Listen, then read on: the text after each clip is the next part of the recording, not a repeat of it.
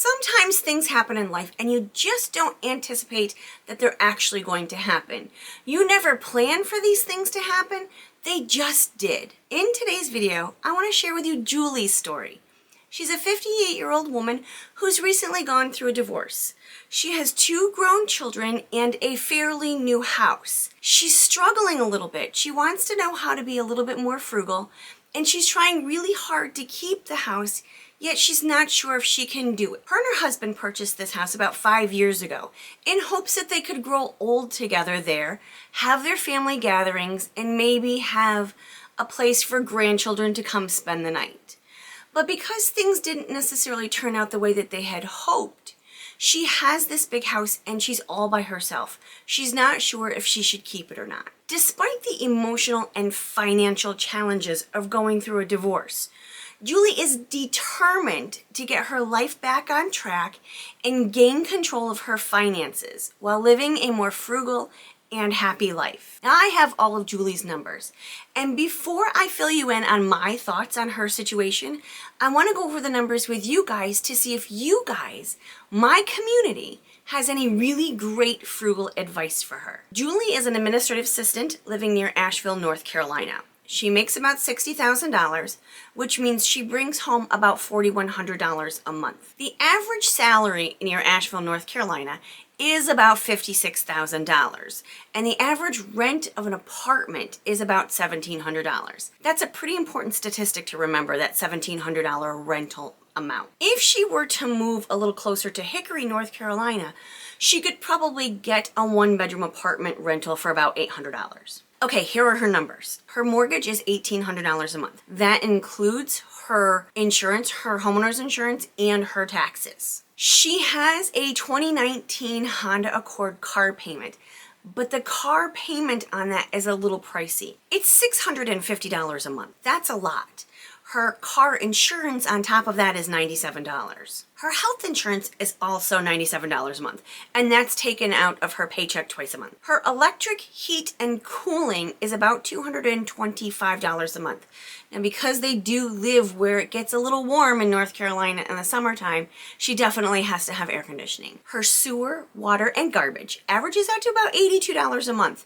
And her internet, she doesn't have cable, but her internet is $80 a month. She does have some streaming services at $27 a month. She does have Amazon Prime at $15 a month. And she also has her cell phone at $75 a month. She also has pest control, that's $75 a month. They spray around her house for pests, ants and bugs. North Carolina can get a little icky when it comes to bugs, I've heard. And this is her big one. Because of the divorce, her credit card debt is up to $30,000. She's paying $800 a month for her credit cards. And here's where the problem lies. Her total bills for the month are $4,198 a month. Her income is only $4,165 a month.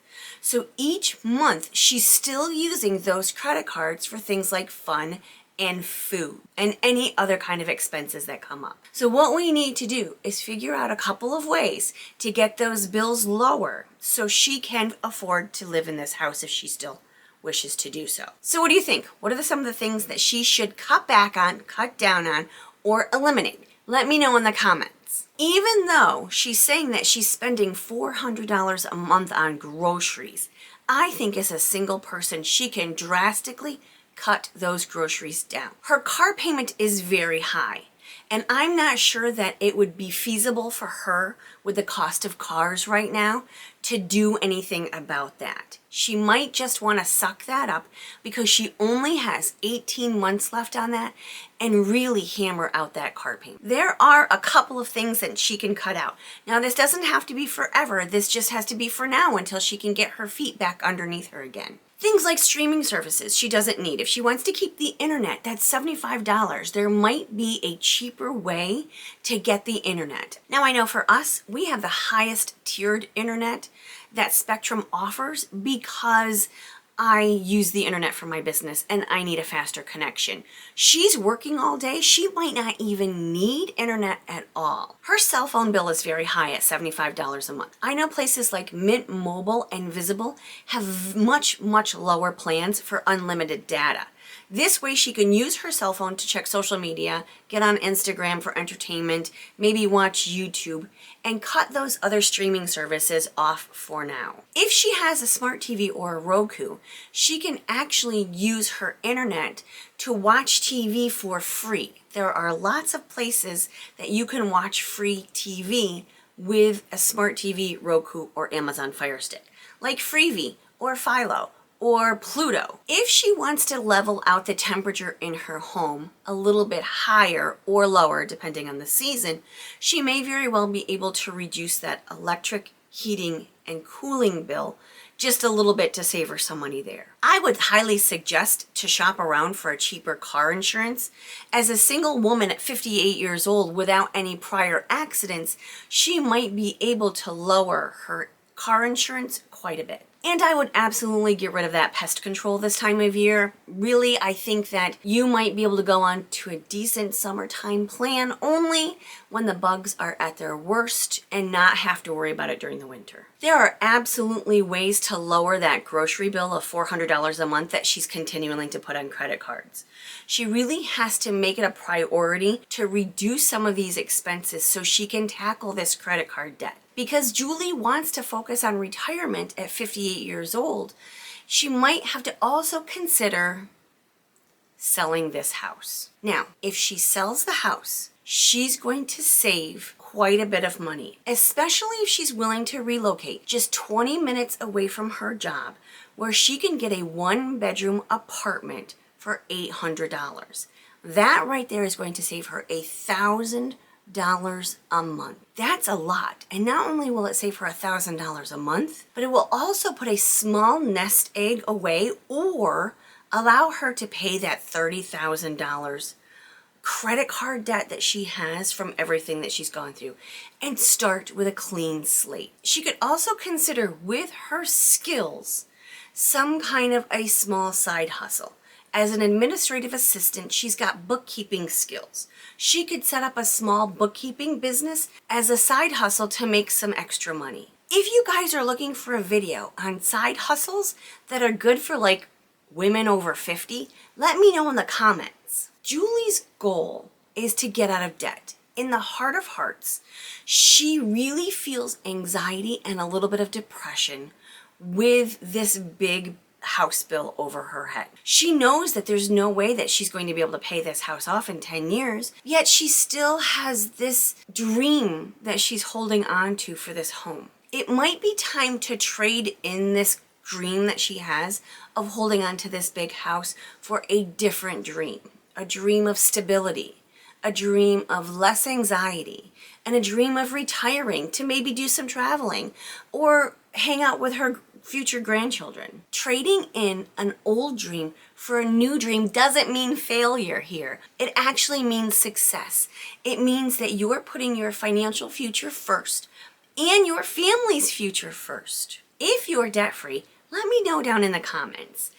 If you're on your way to becoming debt-free and you're working hard at it, also let me know in the comments. And if it's your goal and your dream to someday become debt-free, let me know down in the comments. And let me know if there's any way that I can help you get closer to that goal. Now let's talk a little bit about how Julie feels about this, what her budget concerns are, and what her goals are for her future. Julie wants to become more frugal. She has some anxiety and some depression about the situation that she's in right now, but she's determined to get her finances in order. Julie feels a mixture of anxiety and determination when it comes to her finances. Although the divorce has been emotionally and financially taxing on her, she's determined and committed to making positive changes. And she feels this period of time is an opportunity for personal growth and financial development. Although she felt empowered after our conversation, her emotions fluctuate between self-doubt and determination. So she agreed that I could share her story with you to get your feedback as well. Julie's biggest concern, of course, is the debt that she has. She fears that it's going to have impact on her future financial situation. So she's determined to get this debt paid off, even if it means selling this house. She really wants to avoid it, but she knows that it might actually be her reality and it might benefit her in the long run. Julie's financial goals, of course, are to eliminate this credit card debt. She also needs to build an emergency fund because she has no savings, and she wants to save for her retirement and enjoy retirement. She really does love to travel, and she's missed it the last 18 months while going through this life change.